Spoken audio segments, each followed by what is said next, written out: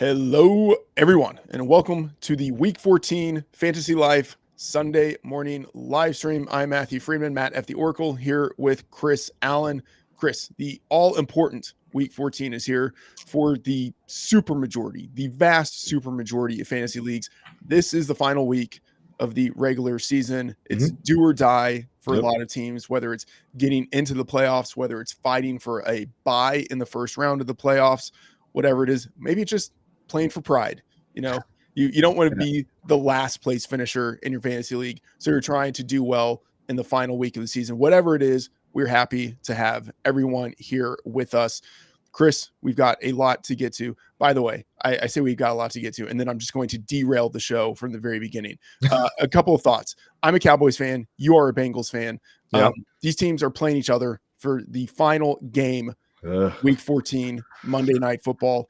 Are you watching this game? How do you feel about this game? I don't think I'll be watching. I say that now as a depressed Bengals fan, but then I'll probably just give it one of the side eyes and maybe have one of my earbuds in listening to it while I do some work tomorrow night. Because anytime I get a chance to watch Joe Burrow, Jamar Chase, and T. Higgins make some magic on the field, and probably going to be the last time over the last 4 or 5 weeks or so to watch all three of them play together, I should probably try and do that as much as possible. So yeah, I'll probably stick it out. But for right now, just with the way the season's gone, I know you probably feel the same way, that the disappointment is heavy for both those franchises. So it's going to be tough, but I'll probably still watch. Yeah, I try to get as much of my work done for the Freedman's Favorites article on Monday as possible. And so I know if I'm watching that game, I'm going to be distracted.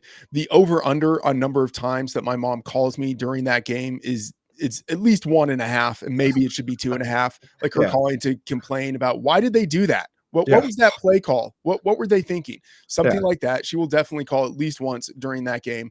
But as you mentioned, that could be a high scoring game. It could be a game that lots of people for fantasy need going into Monday night. Like they need those points from both of those teams.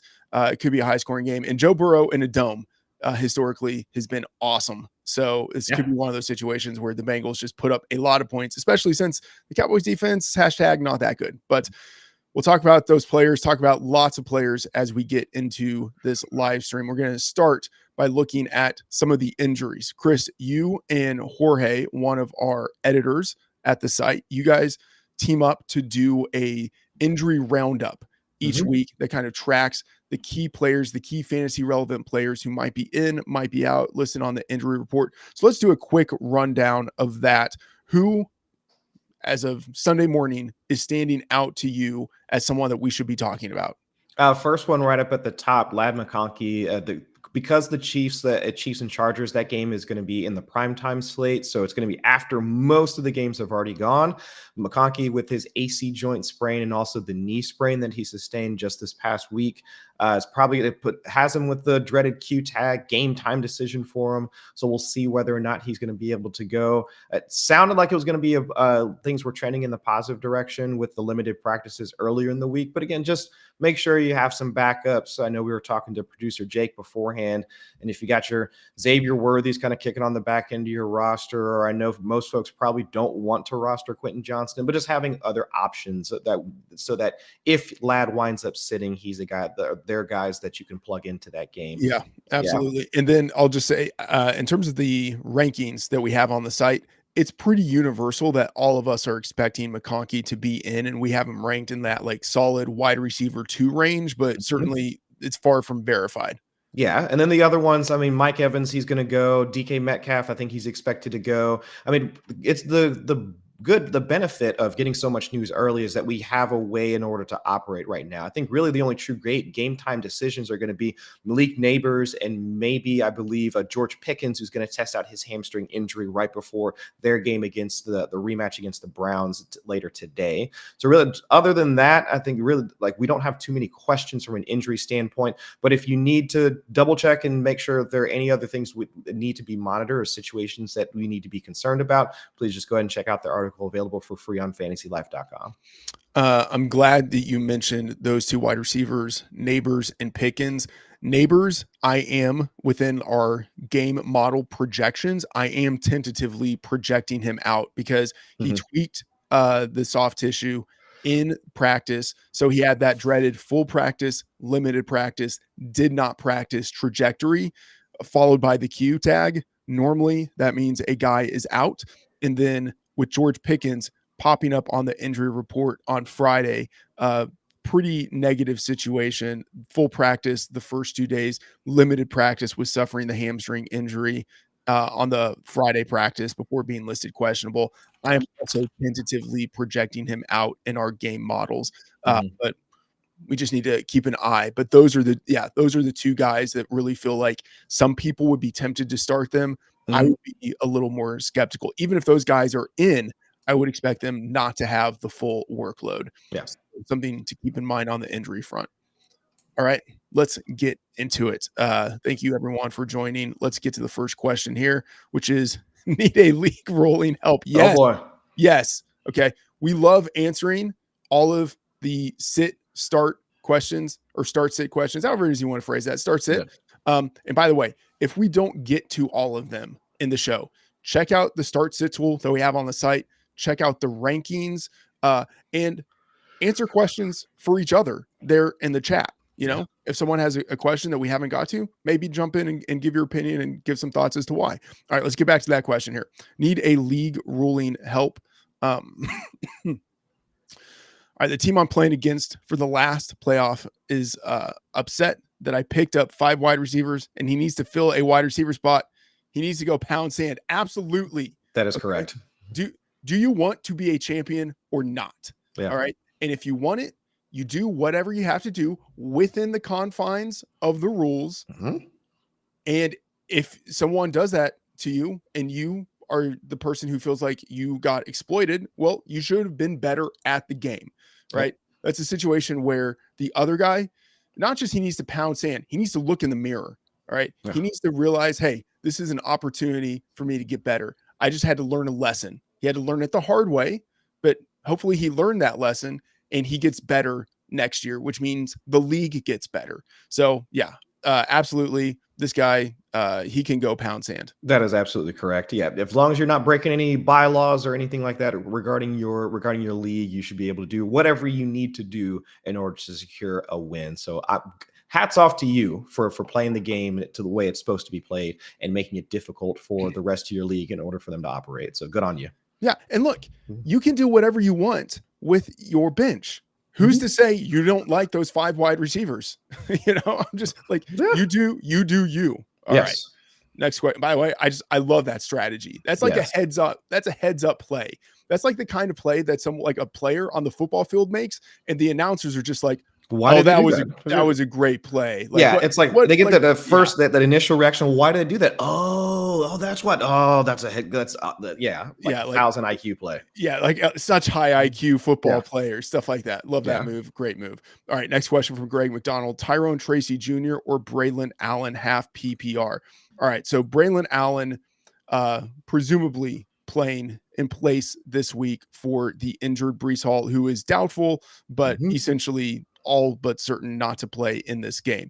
Allen, rookie, young, big and fast, maybe not as good in the receiving game as you would want him to be, but just like an absolute force as like a physical specimen.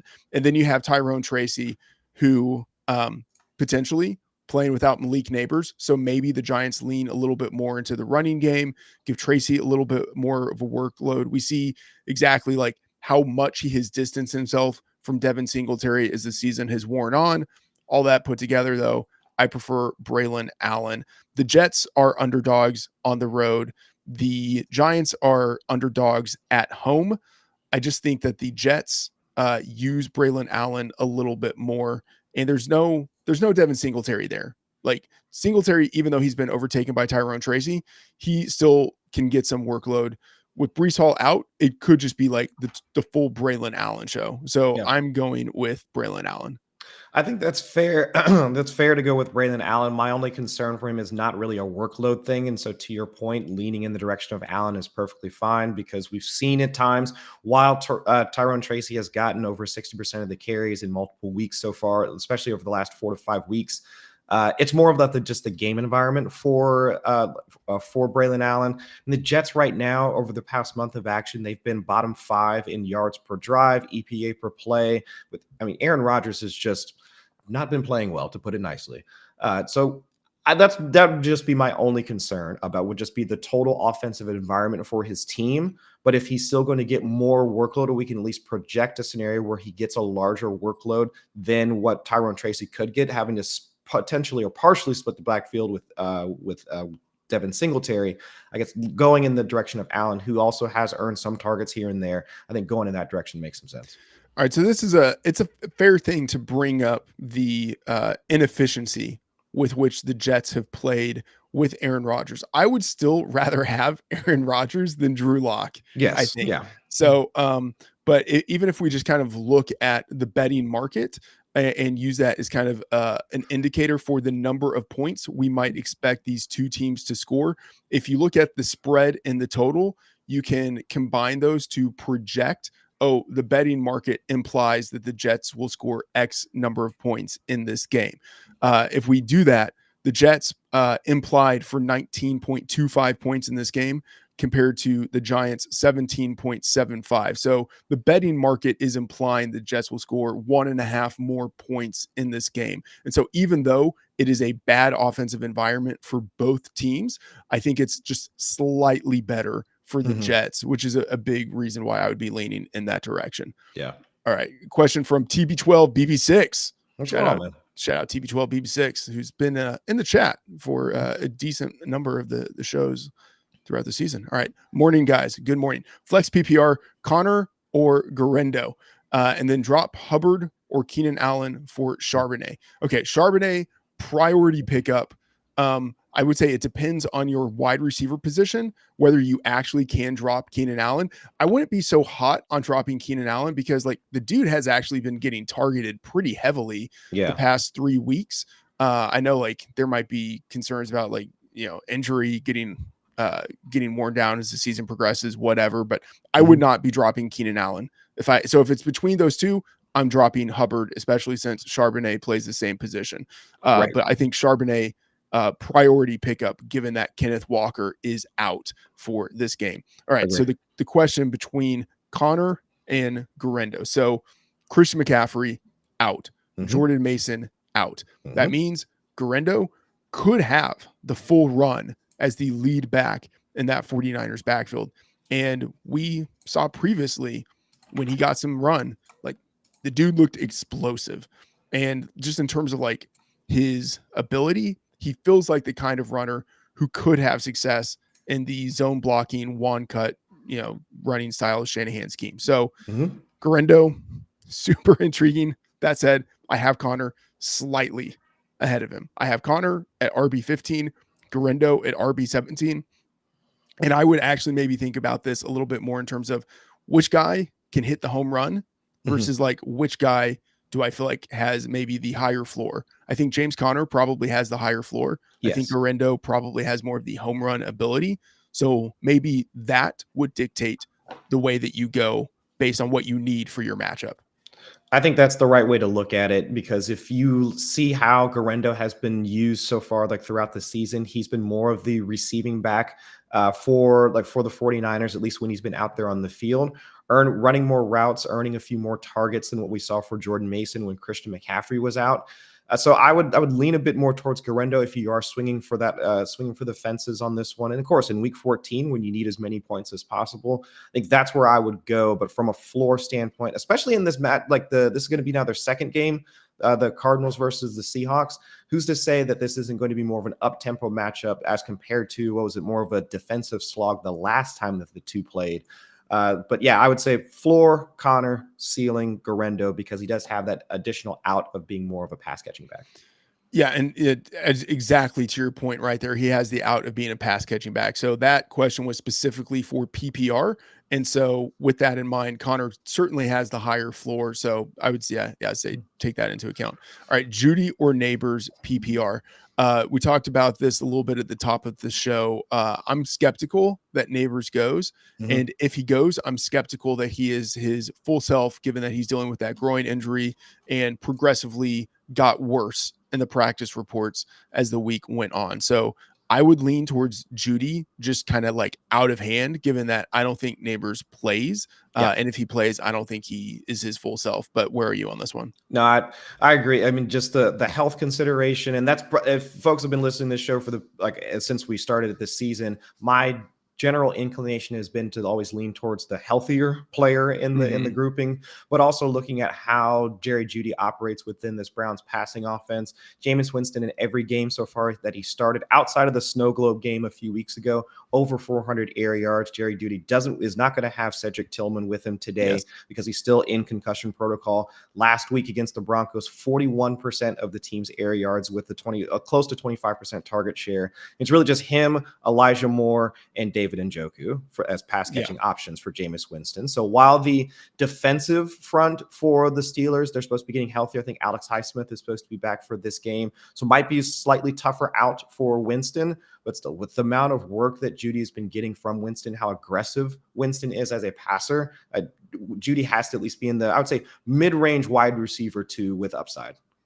Absolutely. Love Jeudy in this spot, who, by the way, like that was the mother of all revenge games last week against the Broncos. Just scorched earth. Yeah. Like with the Browns, with Winston and without Amari Cooper there, like Jeudy has basically turned into the guy that the Broncos were hoping he would be throughout his tenure there. So great spot for Jerry Jeudy last week. Tough matchup he has this week going against the Steelers, but again, very skeptical about what we see out of Malik Neighbors this week.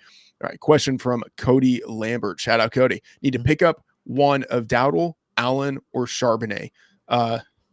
Interesting question here. I mean, I would kind of want to pick up all of these guys, kind of, because they feel like they're starting running backs now. I mean, especially Dowdle as the starter. Allen and Charbonnet are at least 1 week injury replacements, but given how the Jets season is going so far, decent chance that Breece Hall is just done for the year and Allen could be the guy moving forward. And then with Kenneth Walker out, I would say that Charbonnet is certainly someone you want this week as a potential plug and play. And then even if Walker returns, Charbonnet is like one of those high value handcuffs in that like we have seen him have the full workload before as the injury fill in, and he has 20 plus touch like upside in that spot. So, I mean, I don't know what your roster is looking at, but Chris, if we had to rank them and say, here's the order in which we would pick up these guys, how would you rank them? I think I would look at it. I would go Dowdle and Charbonnet are probably like 1A, 1B, and then Allen immediately after that. And I'm also looking at game environment, especially for Dowdle going up against the Bengals. Their run defense hasn't been able to stop anybody, and they're also supposed to be without, I believe Logan Wilson is going to be out tomorrow night as well. Yeah, Wilson's on IR now. Yeah, Wilson's on IR. Sheldon Rankins has been out for the past 2 to 3 weeks. So the interior run defense is shot, and it's already been bad as it is. And so with Dowdle having over 50% of the Cowboys backfield for the last 5 weeks and over 60% in back-to-back games in weeks 12 and 13, I'd say he has both the workload that we can project for Allen and Charbonnet, but also has the game environment or going up against the defense that we would want to target. And really the only running back that hasn't wound up with double-digit PPR points going up against the Bengals has been Alexander Mattison. I think everybody else has wound up either falling into the end zone or catching enough passes that they give you a floor in PPR standpoint. So I would take Dowdle for the workload and also the matchup. Yeah, and because we know, I'm presuming this isn't really focused just for this week, but also thinking ahead to the playoffs. That's a good point. We know that Dowdle has the lead back role locked in. So as you mentioned, Dowdle has been the guy, great production for the past 5 weeks. The Bengals are number 30 in defensive rush success rate. So I would go Dowdle number 1, and then I would probably go Braylon Allen number 2, because I think that there's a greater chance that Breece Hall is shut down for the rest of the season than Kenneth Walker is shut down. And so I would go just kind of based almost on that, Braylon Allen number 2, and then Charbonnet number 3. But the big picture, just depending on what's going on with your roster, all 3 of those guys would be ones that I would want to prioritize to get into the roster for in preparation for that run into the playoffs. That's a good point. And then also for another point in favor of your call for Allen as the second guy, they do face Jacksonville. Tough matchup against the Dolphins this week, but then Jacksonville and then the Rams shortly afterwards, and then Buffalo in week 17. I mean, Rams and Buffalo kind of middling teams in terms of run defense. So that might be a good setup for him, whereas Dowdle, good matchups like next week, Carolina, Tampa Bay, but then the Eagles in week 17. So that'd be a tougher out for him in the championship. Yeah, and even looking at our DVP tool, which everyone should check out, it shows not just here are the number of fantasy points that players at positions have scored against opposing defenses, but it's also here is how well teams defenses have let running backs, in this instance running backs, perform above expectation or above their seasonal averages. So with that in mind, the Bills have actually allowed the third most fantasy points over average to opposing running backs. So we call this metric fantasy boost. So the Bills are number 3 in largest fantasy boost allowed to opposing running backs. So that's just another thing in favor of Braylon Allen for the coming weeks. If he is the guy, even though that is a tough matchup against the Bills, Bills, even though they're one of the best teams in the league, even though they get out to leads, they still allow opposing running backs to put up points. So I would probably be going with Allen as my number 2 guy. All right. The next question that we have here from Matt Carmody. Hey guys, how would flex in half PPR? Bigsby, Disley, or McCormick? Apologies. This is a nasty question. You know it's nasty. Yeah. You know it's nasty. This is the kind of thing to where it's like, I'm desperate. Just please tell me something good. All right. So Bigsby, I'm not really expecting much from him. Playing alongside ETN, a depressed offensive environment with no Trevor Lawrence. Disley is interesting in that no Hayden Hurst, and he really has been playing a pretty high majority of the snaps, running a high majority of the routes for the Chargers, potentially with Ladd McConkey banged up. Maybe you see a little bit more of the action funnel towards Disley. McCormick, Zamir White is out.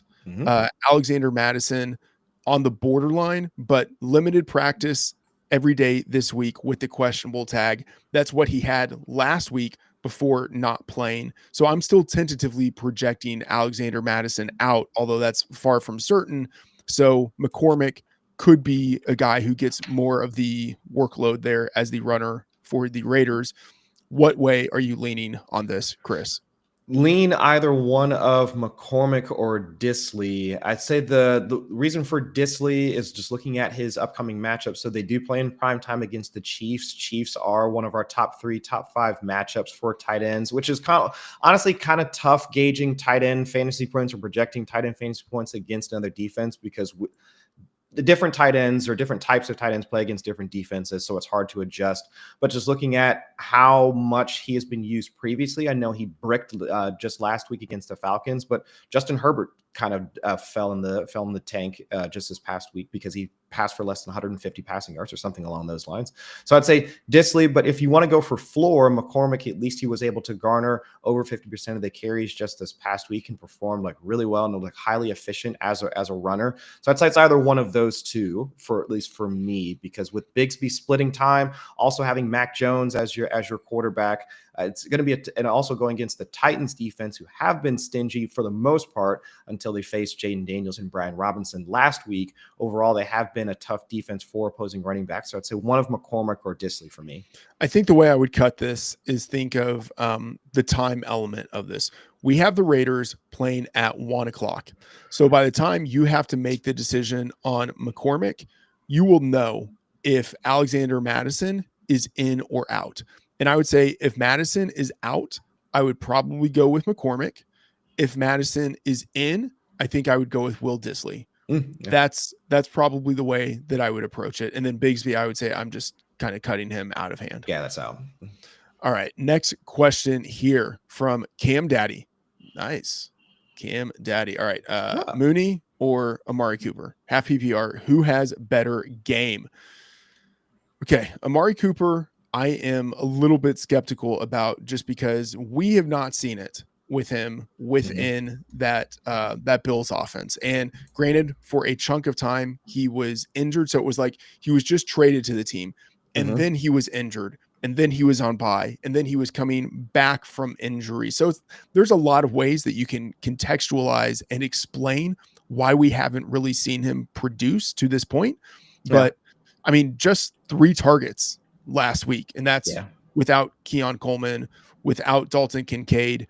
Like Amari Cooper right now, based on what we have seen, we cannot really say that he is at all an important part of that Bills passing offense. So that pushes me more towards Mooney. What are your thoughts, Chris?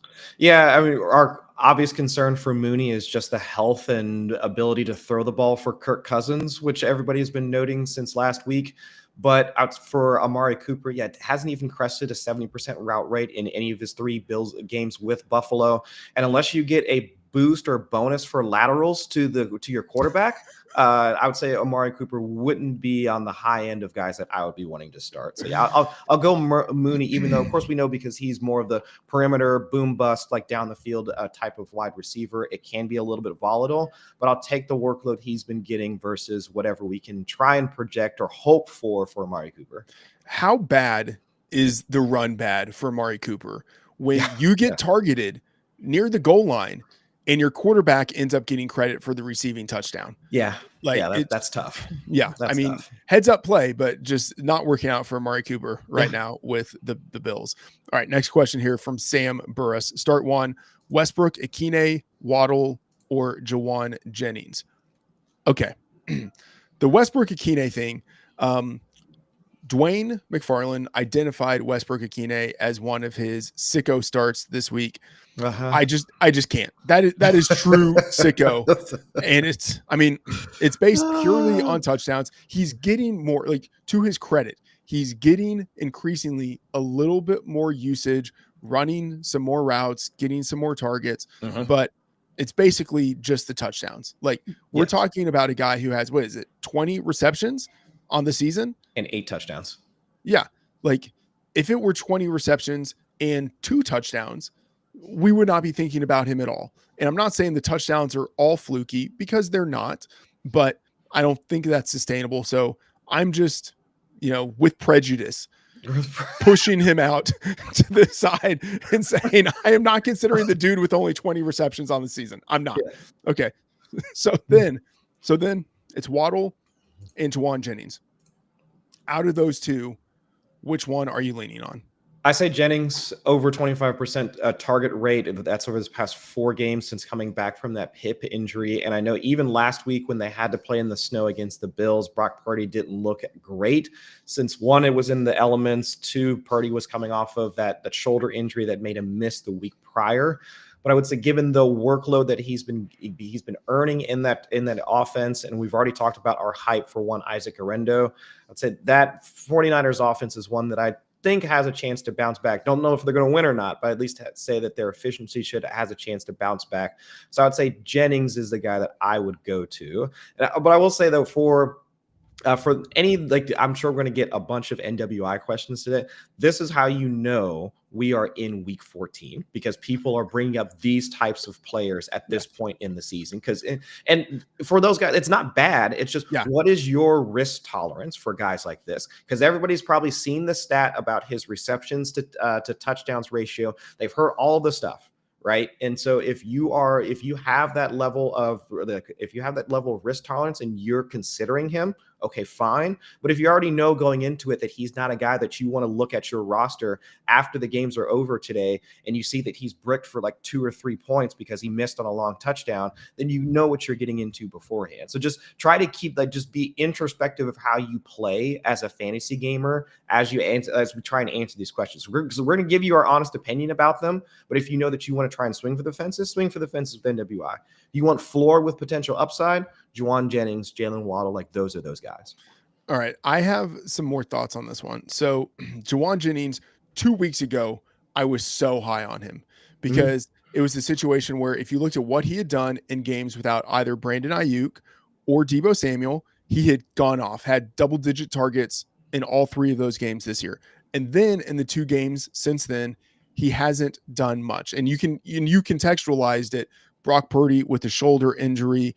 He was playing with Brandon Allen for one of those games. So it's just like there are ways around that. And in the rankings, yes, I have Jawan Jennings ahead of Jalen Waddle, like pretty comfortably ahead of him. I have Jawan Jennings as a low end wide receiver 2. I have Jalen Waddle as a low end wide receiver 3. That said, there is a part of me that just wants to roll the dice with Waddle. And I kind of cannot explain it other than like some of the circumstances. If you look at when it is that the Dolphins have really balled out, historically, it's when they are at home. It's when they are favored by a significant number of points. And I would say like 6 is like, that's significant. And we have that run up in this game.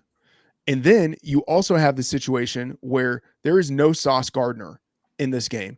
And so the Jets are missing their top perimeter cornerback. Waddle, as the guy who plays more on the perimeter than Tyreek Hill, benefits most from having Sauce Gardner out. And so like I would have to say, like, if there is one of these guys that ends up having a 100-yard game with a touchdown, I think it's Waddle. I do not think it's Akine, and I do not think it is Jawan Jennings. I would just say I have Jennings higher, but I think the ceiling is with Waddle, and there's just a part of me that's like, I really like the situation for Waddle this week. Yep. And then also like Tyreek Hill has been dealing with that wrist injury for the past few weeks. He's going to play. He'll still be out there. No concerns there for him missing time. But just because he has been dealing with that, like so far over the past 3 weeks, we have seen things shift in Waddle's direction. So I think another point in your favor on that one. All right. The next question that we have here from Jose Hernandez. Shout out Jose, who has been in the chat every week of the season. All right. Morning, guys. Morning, Jose. Need some help for tight end, Otten or Freiermuth. Okay. League 1, Otten or Freiermuth. League 2, Disley, Ferguson, or Shakir. I'm flirting with a double tight end just because the matchup is so good. I need 2 out of these 3 things. All right. So let's start with league number 1, Otten or Freiermuth. So we talked at the beginning of the show about how there's a decent chance that George Pickens is out for this game with a hamstring injury that popped up on Friday, limited practice on Friday, listed as questionable. It is normally a really bad sign when a guy pops up on the injury report after being healthy, pops up on the injury report on Friday, especially with a leg injury, whether it's like knee, soft tissue, whatever it is, that's normally a bad sign. So we don't know yet if Pickens is out, but I think there's a decent chance he's out, or even if he's in, he's not his normal full self. So that's a point for Freiermuth. For Otten, he has had a decreased workload since Mike Evans returned, but he could still be the functional middle of the field receiver for the Bucs going against the Raiders, who are number 2 in largest fantasy boost allowed to tight ends, and who are without their strong safety, Marcus Epps, who has been out for most of the season. What are your thoughts on Otten versus Freiermuth? I think because all reports right now are indicating that Pickens will be available for today's game. They can check the final inactives, but things are trending in the right direction. So I'll go Otten. He did actually pop up for a 21% target share just this past week. So, and that might have been because Bucky got banged up like midway through, like all of those things. And with also Bucky coming into this game potentially limited as well with his hip and back injury, might see a few more targets funneled towards Otten. So I'll go for Otten for this one. Yeah, agree. Go towards Otten here. All right, the next question: Disley, Ferguson, or Shakir? So Ferguson playing on Monday Night Football, coming off of the concussions that caused him to miss back-to-back games, but practice in full has cleared the protocol. Ferguson is good to go. And then Disley, we talked about Disley earlier without Hayden Hurst and with the matchup that he has going against the Chiefs, a low-end tight end 1 at this point. Both of those guys are intriguing, but of course, Khalil Shakir, as at this point, probably the number 1 pass catcher in the Bills offense, and still no certainty that we see Keon Coleman or Dalton Kincaid return in this game. Like, we might, but we really just don't know. And those 2 guys have kind of been in limbo for weeks. How are you looking at Disley, Ferguson, and Shakir? I'll take Shakir on this one, and might be a tough matchup against the Rams secondary. Although their interior portion has been one to target, slot receivers have played fairly well against them. And even last week in that snow game, Shakir had over 40% of Josh Allen's targets. And we're not going to see. I think Dalton Kincaid is not supposed to be available for this game as well. So fewer targets. And if we already expressed some disappointment regarding Amari Cooper, I'll take Shakir over Ferguson and Disley for this one. But I'd say it's like Shakir, maybe Ferguson afterwards, because we've seen tight ends pummel the Bengals so far. Pat Freiermuth just last week did it. So I'd probably go Shakir, Ferguson, and then Disley. I think that's probably how I look at it. But Shakir, the top guy for me. Yeah, I agree. Shakir at the top. I would have Disley ahead of Ferguson. Our ranks do have them in that way, but they're in the same tier.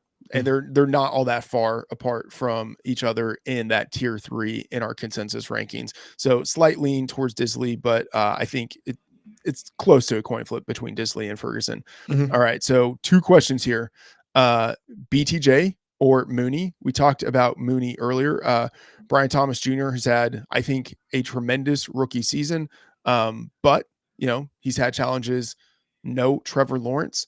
On the plus side, no Christian McCaffrey, no Gabe Davis.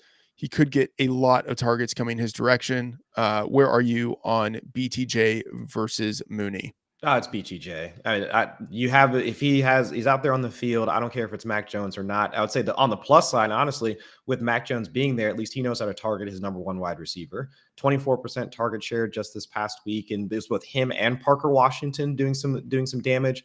So I would say BTJ, because we don't have too many concerns about at least the health and arm strength of their quarterback. Whereas for Kirk Cousins, I know everybody is going to be on Michael Pennett's watch as they play the Vikings today. Yeah. And then the next question, love the defensive streamer questions, the Bills or the Saints. So you have the Saints on the road as favorites going against the Giants, who are starting a backup / third stringer in Drew Lock. Fantastic setup for the Saints in this spot.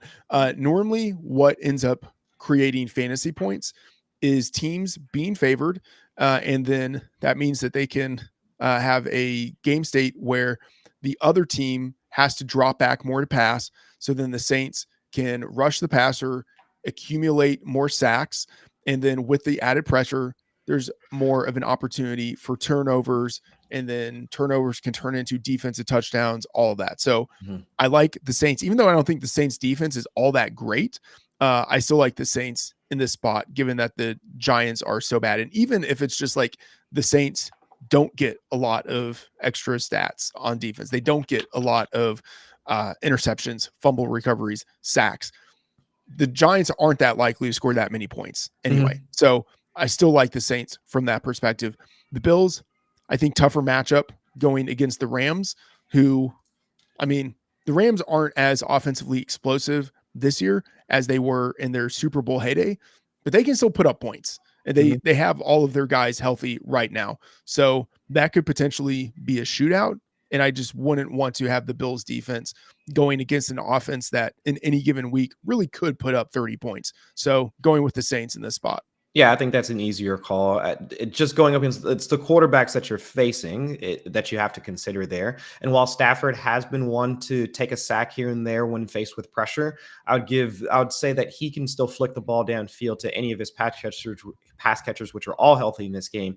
Whereas for Drew Lock, we know that he's going to be limited with, especially if Neighbors is forced to sit today. So I'll take the Saints. All right, next question here from Pimpin. Of course you are. Smith, what's up, Pimpin? Ridley, and Myers. So Devontae Smith missed the past 2 games, cleared on the injury report this week, is coming back to action. Of course, concerns about the number of targets he would get, given that the Eagles aren't throwing the ball all that much, and they have a pure target hog already on the roster in A.J. Brown. Yeah. Calvin Ridley in the hashtag revenge game against the Jags, and then Jacoby Myers, who from a volume standpoint has just been, I mean, like a low end wide receiver 1 without Devontae Adams. And especially since they made the change in play caller to Scott Turner. So if you're going with one of those 3, I think it's between Ridley and Myers. Out of those 2, which one appeals to you? I would say the one that appeals to me is Myers. Just looking at how well AOC played last week, and that was against the Chiefs defense. So he was able to perform well under pressure with like Chris Jones bearing down on him, so on and so forth. Like Myers at least sticks out as the better of the two options because I get it. If we were talking earlier about the volatility with NWI, Ridley also has that same level of volatility because they both play deep down the field. Their average depth of target for both of them are about like 14, 15 yards. So if that's the way that they make their bread from a fantasy standpoint, I would say Myers is probably the better of those two options. Past 2 weeks, 30+% target share for Jacoby Myers. Also has Brock Bowers like working some of the underneath stuff to free him up on the outside, and has an aggressive passer in AOC. So that's like I know you'll look at Aiden O'Connell and be like, yeah, he's just a backup, he stinks or whatever. But looking at the workload for Myers and how well he's performed so far, I'll give it to Myers on this one. Yeah, this is tough. Both of these guys I mentioned in my favorites article this week. I have Myers number 13 and Ridley number 14. So, like I would say it's really hard for me to choose between these two. I would probably lean a little bit more towards Myers. I think he has the higher floor in terms of like target volume, and then also being able to convert those targets into receptions. So I'm assuming this is at least a half PPR league, maybe a full PPR league. So that matters. But I do like Ridley a lot. And Ridley with that matchup going against the Jags, who are number 3 in largest fantasy boost allowed to wide receivers. No certainty that their number 1 cornerback, Tyson Campbell, actually plays in this game. And so what is a good matchup could be an even better matchup for Ridley. But right now, the slightest of leans to Jacoby Myers, but it is very close between those two. All right. Question from Clinton Ward. Jaden Daniels is on bye, so start Purdy or pick up Russ Wilson or AOC to start over Purdy. Okay. Love this question. And I think it gets to both like how uncertain that 49ers offense is right now and the injury with Brock Purdy, and then how good Russell Wilson has looked with the Steelers since becoming the starter. And then, you mentioned AOC in that last question. He was slinging it last week. So not a slam dunk that if you have Purdy, you are going with him over one of these other guys. How are you? I mean, I would say it's not AOC. I'll just start there. Yeah. Like he was slinging it last week, but it's not AOC. It's either Wilson or Purdy. Chris, which one are you leaning to?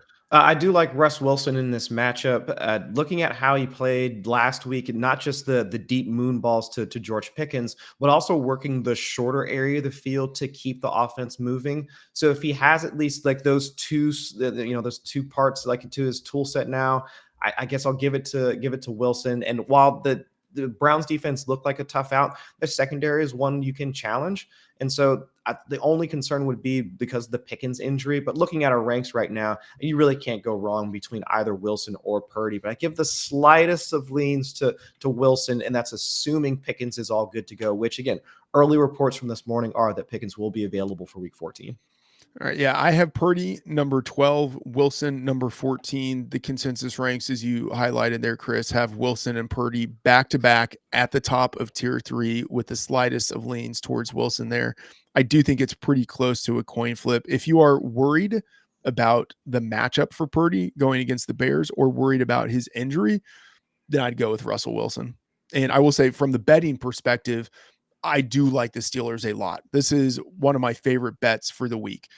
This line is at 6.5, 7, and I think it should be around 8. So if like in the larger market betting perspective, I like the Steelers. That means in terms of the players, I should probably be on them a little bit more this week. All right, next question we have here from George. Hey, shout out George. King Jeezy. All right, so start one. Wandell Leggett, MVS, if Neighbors is limited or out. Okay, so if Neighbors is limited or out, then I think that means we could see Wandell with a lot of target volume, assuming this is half PPR or PPR. That target volume means a lot for Wandell just because of how close to the line of scrimmage he plays, which means he has a really high chance of converting any given target into a reception. Leggett, not as intriguing now that Adam Thielen has returned. MVS is super intriguing to me this week. And like, I know, okay. I know that he is in like the Fugazi spot for Dwayne McFarlane. He's Not, NWI part 2.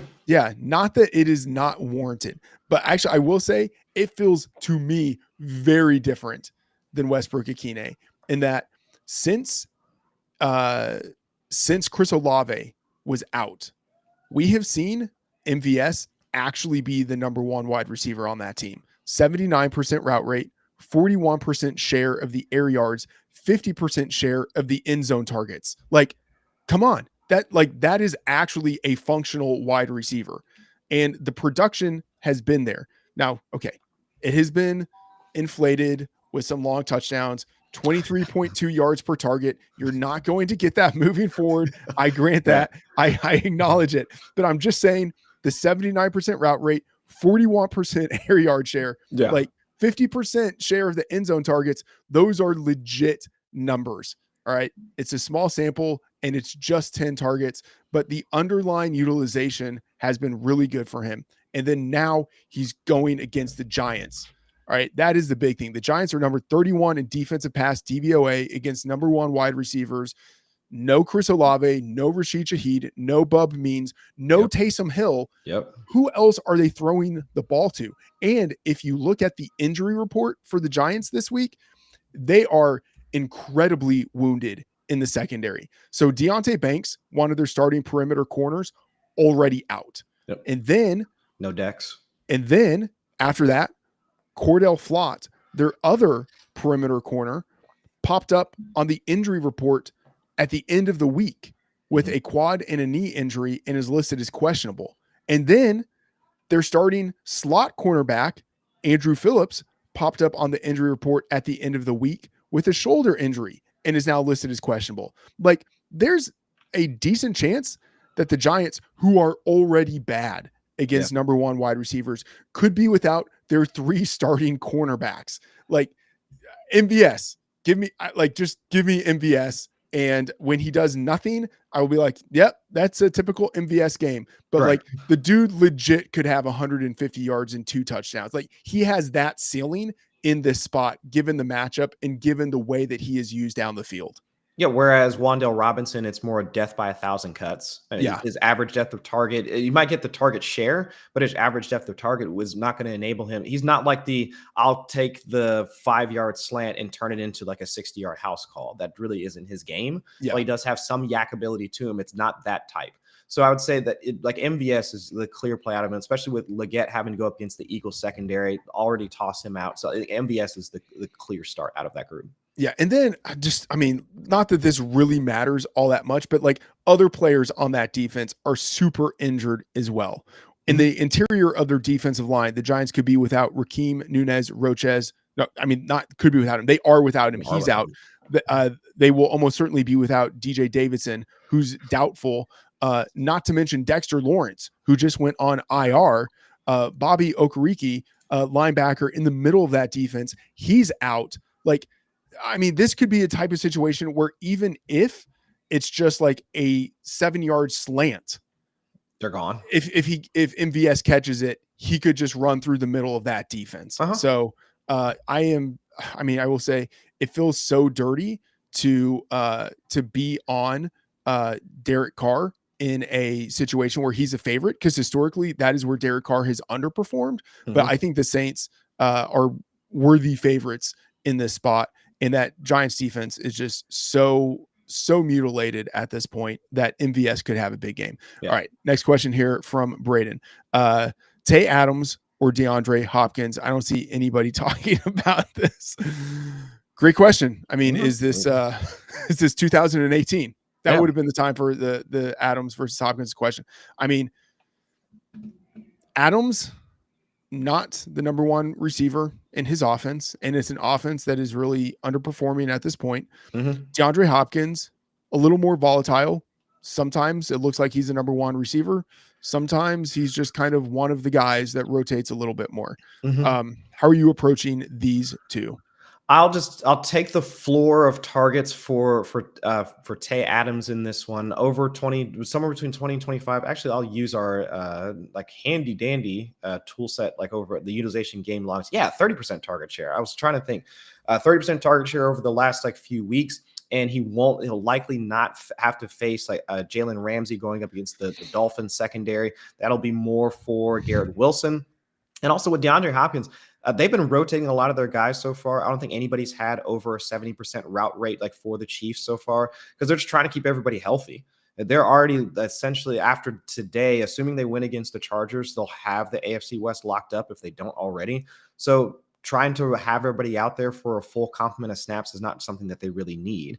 And Hopkins hasn't crested a 20% target share, I believe, just one time since he's been to Kansas City. Yeah. So I guess I'll take the floor of targets for Adams, even if it is in an offense that we think at least it's been lacking, to say the least, like over the past month or so.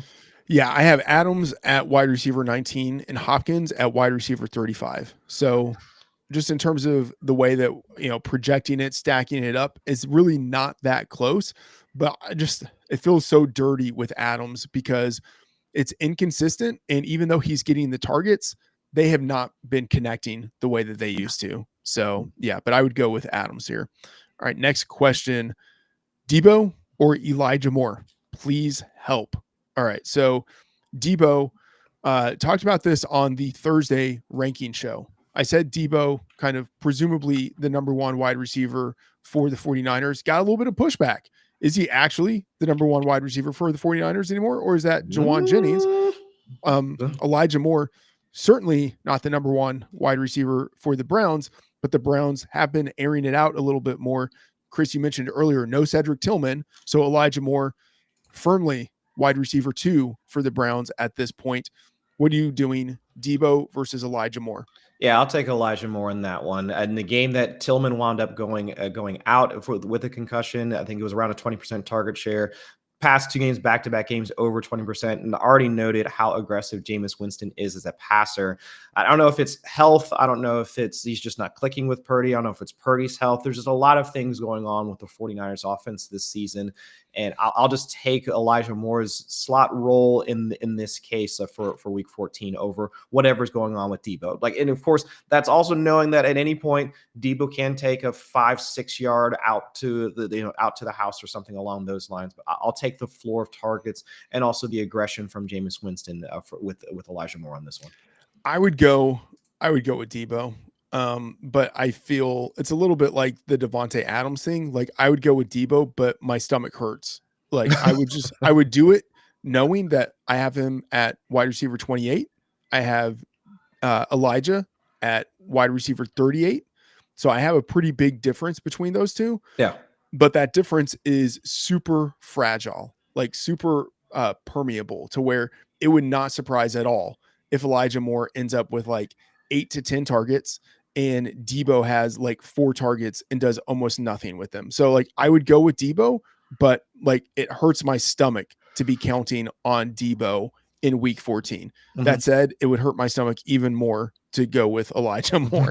So either way, my stomach is not Debo's the honorable play. I'd say the Debo's the honorable play. All right. And maybe the Debo is just the I'm a wimp play. Like I'm going to go with my rankings. And it's like, it's a little bit like what Matthew Berry says, like start your studs, yes, and like, I don't know if Debo actually is a stud at this point. Might not be. I feel pretty certain Elijah Moore is not a stud though. Yes. Yeah. All right. Question from Andrew Mason: Freiermuth or Calcaterra?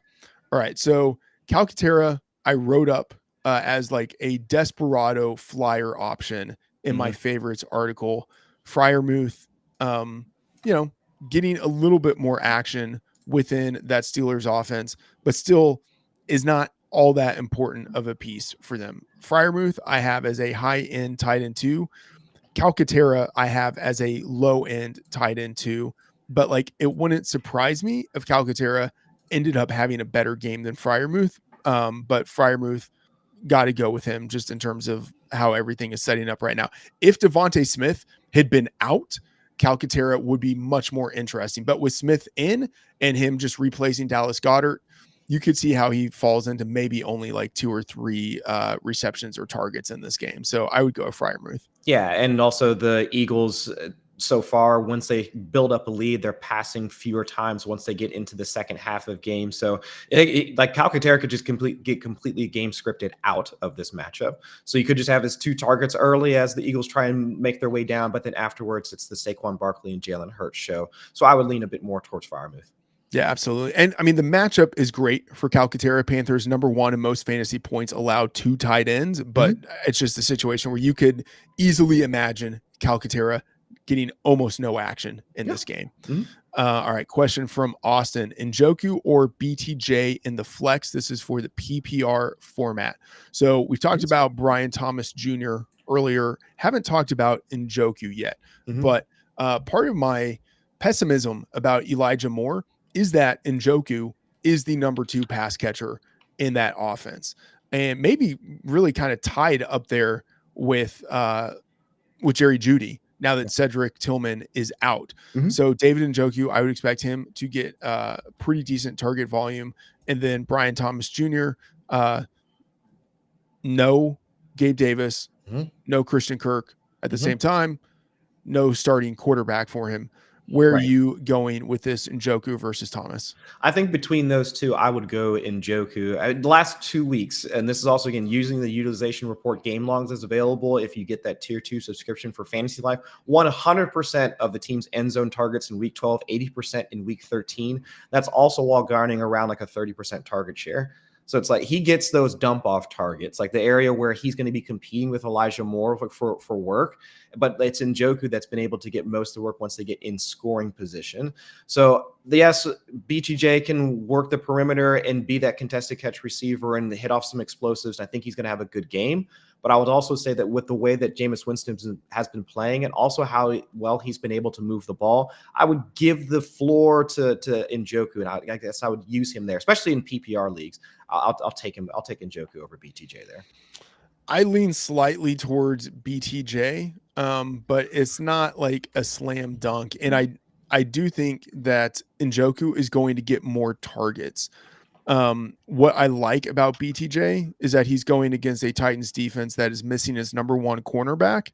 And given the way that he is targeted downfield, I think that even if he has fewer targets, he could maybe end up doing more with them in terms of yards. But I think very close. And if you're just kind of looking at targets, I think Njoku probably ends up out targeting him. And I just tend to be like a target supremacist. I just like, if you tell me like the number of targets 2 guys are going to get, 9 times out of 10, I'm going to go with the guy getting more targets. Yeah, but at least it's good knowing that Njoku does fall in that tier of tight ends that if you like, you can legitimately consider them as a flex play. And I know we've talked about that in the past few weeks, where it's like, yeah, you might want to consider this guy or that guy, but if guys like Njoku, Brock Bowers, Trey McBride, like he falls into that group where if you do have that consideration, putting Njoku in the flex isn't the worst idea. Absolutely legit flex option. All right, Will Levis or Jameis Winston. I feel like this is the Spider-Man meme with like 2 guys pointing at each other, where, like Winston like has made a career out of just being willing to air it out, be aggressive downfield. And I feel like Will Levis is cut in that same cloth. What I like about Levis is the matchup that he has going against the Jags, who are one of the most generous pass defenses in the league. Levis, actually someone that I wrote up in my favorites article this week. I think it's, kind of a decent spot. And the thing is, Levis has not been bad since returning to the starting lineup. 960 yards, 7 touchdowns passing to just 2 interceptions, and with 66 yards rushing in 4 games. The Jags, number 1 in largest fantasy boost allowed to quarterbacks. I would say on waivers, Levis would be the guy if you're just looking, and 6 teams on bye with a number of good quarterbacks out. Levis would be someone that I think is pretty easy for me to pick up and start this week. I would think of him ahead of Jameis Winston. Where are you on this? No, I would agree there. And I know everybody is probably still thinking back to those first couple of weeks when we like memed him into oblivion with all those sports but make it art memes that kept popping up about Will Levis. But he has been playing more. His like down to down efficiency, like EPA per dropback, has been up since he's come back. Touchdown interception ratio, I think it was 5-7 in his first like few weeks. It's been down to 6-2 or something along those lines in his past 3-4. So if the efficiency is down, or efficiency is up rather, also still has the rushing element to his game on top of that to maybe paper over an interception that he potentially throws game in and game out. I'll give it to Levis on this one. I think if Tillman was active for the Browns in this one, I would say I would give it to Winston, but with just having Jerry Jeudy, who we know is a monster, Elijah Moore, and Njoku, that's just the lack of having that one extra weapon for Winston going up against the Steelers pass rush. I'll give it to Levis on this one. Yeah, I agree with that. And I think that the Tillman call out is a good one. But Levis with that matchup, I have to give the edge to him. I will say, so Winston, I'm just a little bit skeptical that he can keep this going. But like at the same time, I would have said the same thing about Joe Flacco last year. Yeah. Like I would be skeptical about his ability to keep it going. And Winston and Flacco are also kind of similar quarterbacks, like pocket passing quarterbacks with the strong arms, the ability to attack downfield. Maybe Winston actually can keep this going, but right now I have Levis as QB 15, Winston as QB 17. And so I go with Levis, but it's not a slam dunk. All right. We are going to do just a couple more questions here. Question from John: Rashad or Braylon? So we talked about Braylon at the top of the show. Really like the situation for him, not in terms of like, oh, the Jets are road dogs.